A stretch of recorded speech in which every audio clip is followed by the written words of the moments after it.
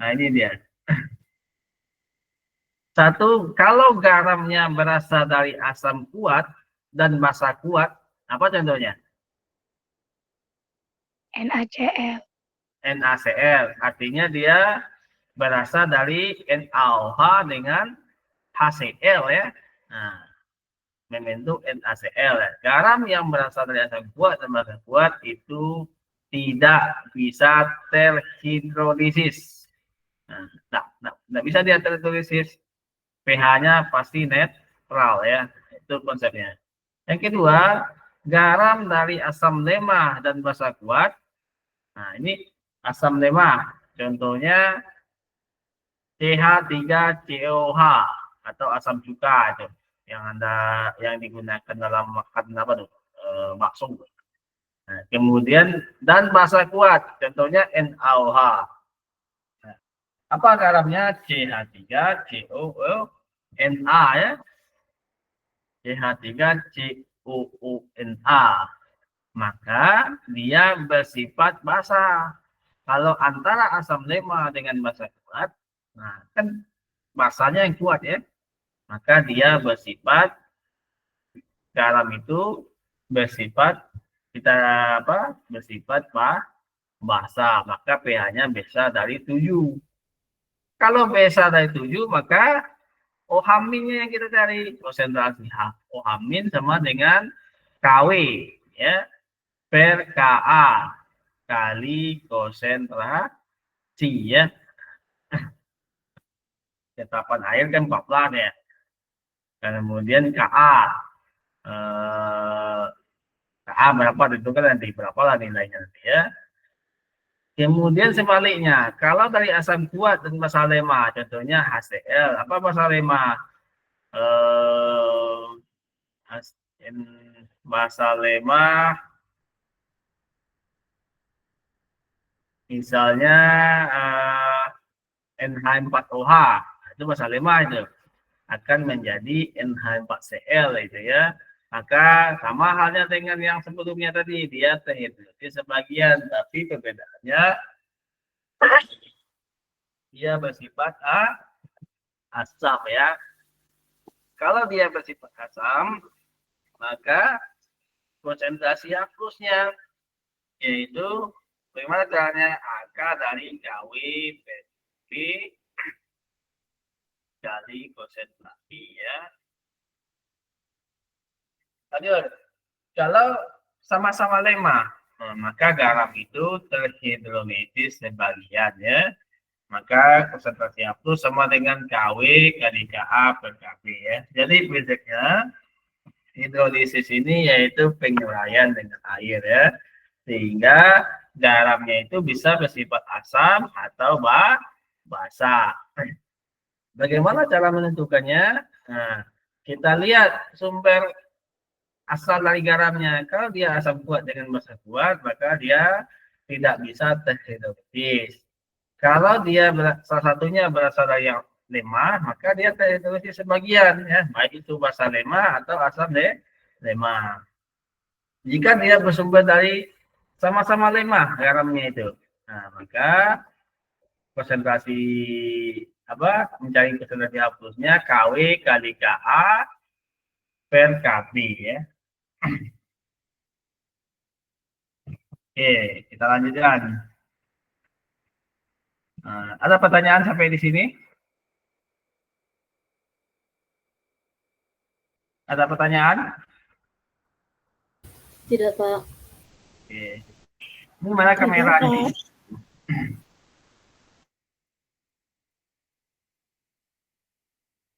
Oke, larutan buffer. Apa itu larutan buffer? Yang ketiga ya. Larutan buffer itu larutan untuk mempertahankan pH ya. Nah, di sini larutan yang mempunyai pH konstan meskipun diencerkan ditambah asam atau basa, larutan penyangga tidak berubah karena hapus dan oksigen yang datang segera ditangkap oleh partikel zat. Intinya larutan buffer itu sederhana, larutan untuk mempertahankan pH ya. Jadi pH-nya konstan ya.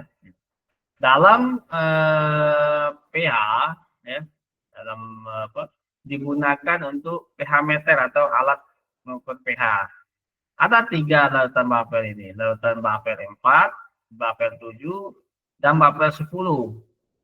Kalau buffer 4 itu digunakan untuk mempertahankan pH pada suasana asam. Sedangkan buffer 10 digunakan untuk mempertahankan pH pada suasana basah. Sedangkan yang 7 pada netral ya. Apa sifatnya?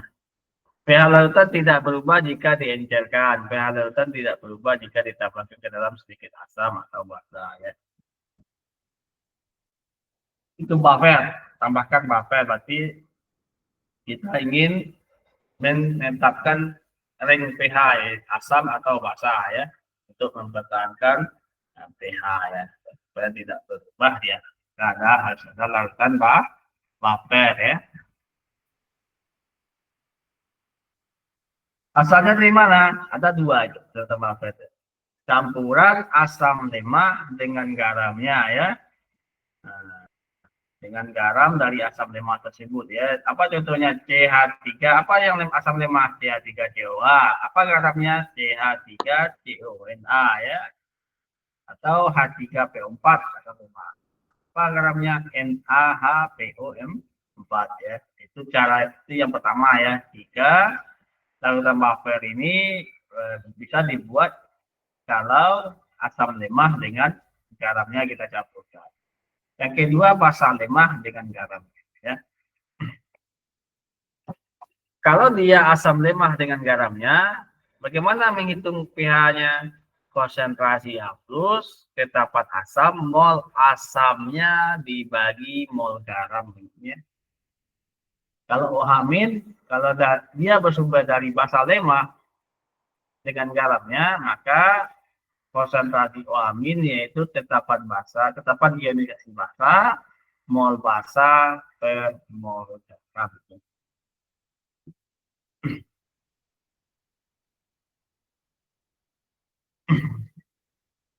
Ini catatan, jika tidak ada sisa gunakan rumus pH yang tadi ya. Jika yang lemah berjaya gunakan rumus pH penyangga, jika yang kuat berjaya gunakan rumus pH saja. Ini catatan aja. Oke, 3. Yang keempat, sudah tambah fair ya.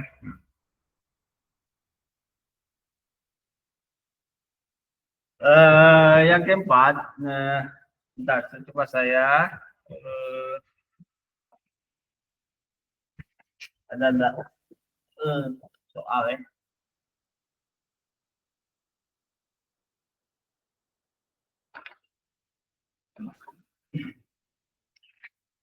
Cari dulu soal tentang pH meter ini, pH M-nya itu sekitar 500 ml. Kalau diubah ke itunya jadi 0, ya, KSP yang Anda sebut di MA dulu ya. Apa itu kelarutan? Kelarutan adalah konsentrasi zat larut dalam suatu larutan jenuh. Ya. Ada jenuh, ada jenuh itu maksudnya gini. Jika kan ada larutan itu zat terlarut dengan terlarut ya. Yang disebut jenuh antara pas tepat antara zat terlarut itu udah antara pelarut itu udah maksimal melarutkan zat terlarut, nah pas dia. Ya. Kalau seandainya ditambahkan lagi zat terlarut, dia tidak bisa melarutkan, artinya dia akan mengendapkan. Kayaknya contohnya apa? Contohnya kalau Anda melarutkan gula, airnya cuma setengah apa ya? Airnya cuma setengah gelas. Gula yang Anda ingin larutkan itu 1 gelas itu. Bisa nggak itu? Nah, akan lewat jenuh. Dia akan mengendap ya. Nah, itu yang jenuh ya. Kalau ini kan ya itu yang harus Anda tahu ya, jenuh lewat jenuh ya. Kemudian larut. Kelarutan zat terlarut dalam suatu larutan jenuh. Ya. Harga kelarutan menyatakan konsentrasi maksimum yang dicapai dalam suatu zat. Ya. Satunya konsentrasi siapa? Zat terlarut. Ya. Nah, berapa konsentrasi maksimum yang dicapai dalam zat tersebut? Itu disebut dengan kelarutan. Ya. Apa bedanya dengan hasil kali kelarutan? Kalau hasil kali kelarutan yaitu hasil kali konsentrasi ion-ion zat terlarut dalam suatu. Nah, supaya lebih gampang Anda memahami, kelarutan itu adalah konsentrasi. Sedangkan KSP atau hasil kali kelarutan disebut hasil kali ion-ion, hasil kali konsentrasi di dalam larutan tersebut. Itu lebih sederhana ya.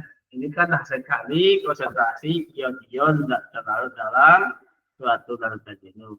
Dan disebut hasil kali konsentrasi. Nah, itu bisa juga. Karena kalau seandainya kopinya sama, maka ion dengan larutan itu sama konsentrasinya ya. Ya harus Anda terapkan koefisiennya. Maka didapatkan formula jika, nah ini N ya, jumlah ion ya. Nah, kalau 2 disebut biner, kalau 3 disebut terner, berapa jumlah ionnya?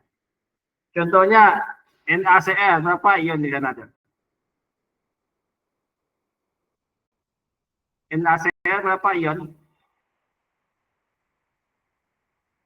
Halo? Berapa jumlah ion kalau larutan NaCl? 2, ada ion Na dan ada ion Cl. Ya. Yang 3 apa contohnya? H2SO4 ya. Apa ion yang ada di H2SO4? Berarti 2H plus ditambah SO4-2. Berarti 3 ionnya itu. Berarti terner ya. Bagaimana menghitung KSP-nya?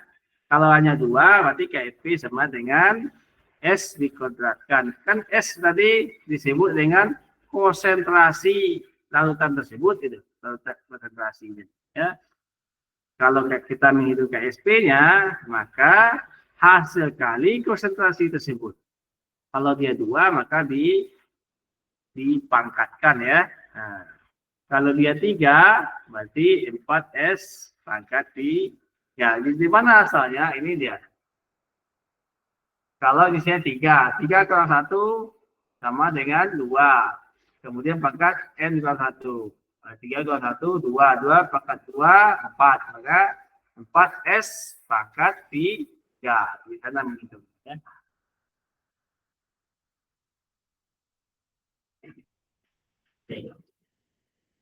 Ini. Makna kelarutan dan hasil kali kelarutan ini gini maksudnya ya. Dalam aplikasi atau kegunaannya, kalau kita dapat menghitung KSP, tahu nilai KSP-nya, kita dapat memprediksi apakah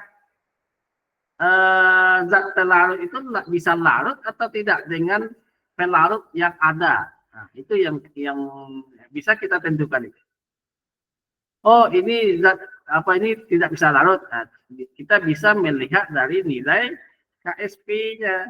Nah, itu gunanya atau tujuan dari topik ini, kelarutan dan hasil kelarutan. Apakah kan larutan disebut campuran zat terlarut dengan pelarut ya, yang homogen, yang sempurna ya.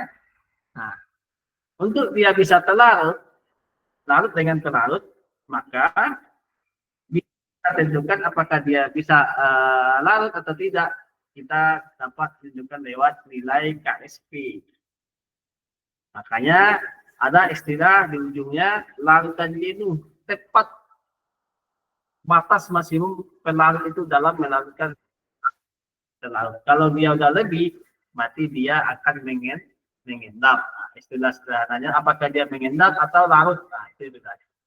Maka ditentukan dalam KSP ya. Ini.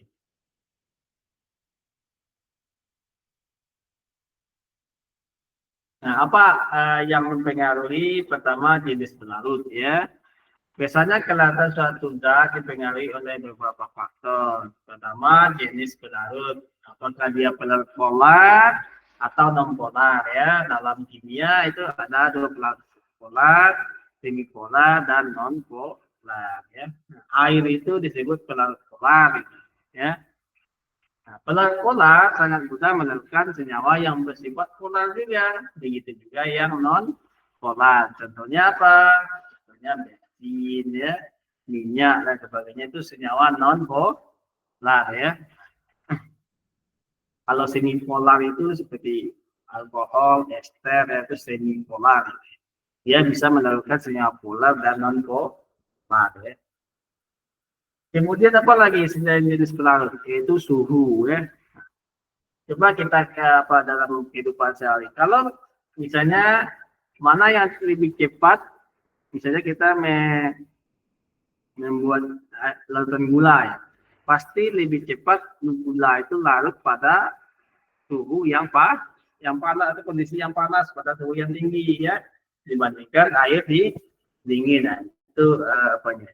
Jadi yang memperbesar kelarutan itu jenis pelarut, suhu ya.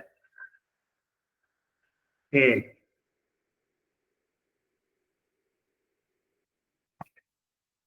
Nah, gimana ini apanya? Antara apakah zat itu bisa larut atau tidak, di sini konsep. Jika hasil kali ion-ion lebih kecil atau sama dibandingkan KSP, hasil kali ion-ionnya, misalnya ada suatu larutan, ada nilai KSP-nya. Kemudian coba kita bandingkan dengan hasil kali ion-ion. Jika lebih kecil, maka larutan itu akanlah larut ya.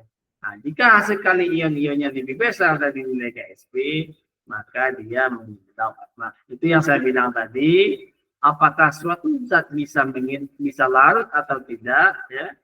Bisa larut atau dia mengendap bisa kita lihat dari nilai KSP-nya ya. Ini fungsinya, gunanya dalam kehidupan sehari-hari. Kalau dalam skala besar kan kayak orang-orang apa itu dalam industri dan sebagainya kan dia harus tidak mungkin dia coba dilakukan coba tambah tidak mungkin, harus ada yang pasti, makanya menghitungnya seperti itu. Kalau beribu ton, berjuta ton satu zatnya gimana kan? Nah, kalau dalam gram boleh lah. Kalau dalam skala besar kan tidak bisa kita apa, makanya menghitungnya seperti itu. Makanya kita tentukan dulu senyawanya, kita hitung berapa ionnya dan kita bandingkan dengan nilai KSP.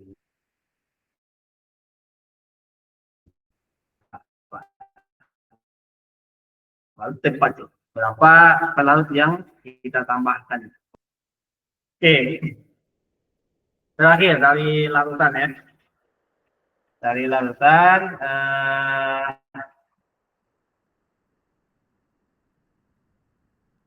sifat-sifat koligatif larutan ya. Yang kalau sifat koligatif larutan ini dia tidak bergantung pada jenis zat pelarutnya ya. Jadi tergantung pada empat nih, tekanan uap, titik didih, titik beku, tekanan osmosis ya. Artinya tergantung pada partikelnya. Tidak tergantung pada jenis zat pelarutnya ya. Terus yang disebut sifat koligatif. Apa itu sifat koligatif? Sifat yang larutan yang sifat-sifat larutan yang bergantung pada banyaknya partikel ya. Nah, zat terlarut, tidak bergantung pada jenis zat terlarut. Apa itu? Pertama tekanan uap, kedua titik didih, ketiga titik beku, dan nah ini hubungannya ke konsentrasi atau molaritas secara menentukan.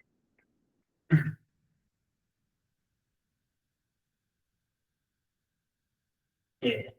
Pertama penurunan tekanan uap. Ini uap yang pertama tadi. Ya, penurunan tekanan uap.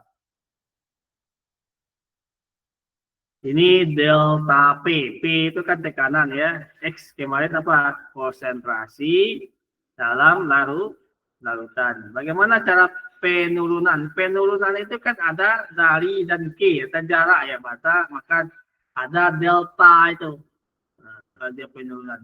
Kenaikan juga harus ada delta, penurunan kan ada dari titik A ke titik B. Itu kan jarak tuh. Nah, kalau atau penurunan atau kenaikan maka disebut delta. Kalau penurunan tekanan luar delta P, penurunan titik di apa titik T ya, itu kenaikan titik delta T, delta P sama dengan fraksi mol dikali tekanan uap pelarut gitu. Bagaimana cara menghitungnya? Mol zat kalau fraksi kan mol zat pelarut dikali mol seluruh zat baru dikali tekanan uap pelarut ya. Begitu juga dengan penurunan titik beku yaitu KF ya. Nah, dikali konsentrasi juga, tapi di sini konsentrasinya molaritas kali tetapannya. Begitu juga kenaikan titik dinding dan tekanan osmosis ya. Ada pertanyaan sampai di sini?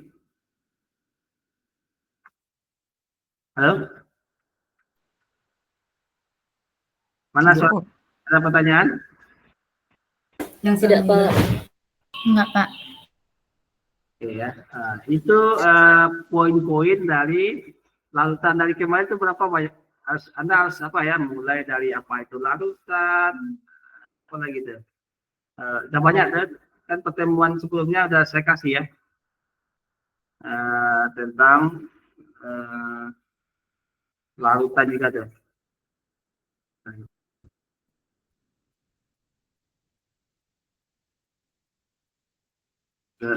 Klasifikasi larutan, konsentrasi larutan ya, sampai ke pH, garam, buffer, dan sampai ke terakhir ya, sifat koligatif larutan ya. Kira-kira ada pertanyaan dari tentang topik larutan ya, walaupun secara singkat-singkat ya, tapi gini ya, saya mengharapkan poin-poin itu Anda paham ya, tidak menghafal lagi ya. Konsepnya ya, biasanya buffer apa itu?